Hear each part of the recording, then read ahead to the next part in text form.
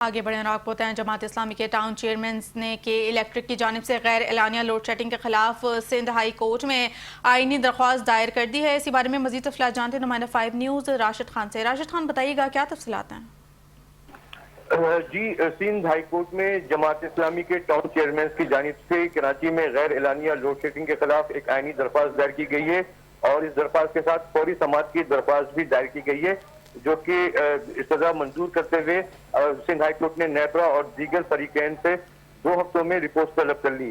दरख्वास्त गुजारों के वकील मोहम्मद वाडा एडवोकेट ने मौका अख्तियार किया कि शहर में शदीद गर्मी के बावजूद के इलेक्ट्रिक अपनी जारी करदा शेड्यूल के बरक्स तवील और गैर एलानिया लोड शेडिंग कर रही है, जिसके बायस शहरी शदीद मुश्किलात का शिकार हैं।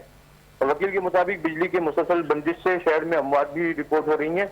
उन्होंने अदालत को बताया कि इससे कबल भी अदालत दरख्वास्त गुजारों की शिकायत पर नेपरा को फैसला करने का हुक्म दे चुकी है, ताहम नेपरा ने ताहाल इस मामले पर कोई फैसला नहीं किया।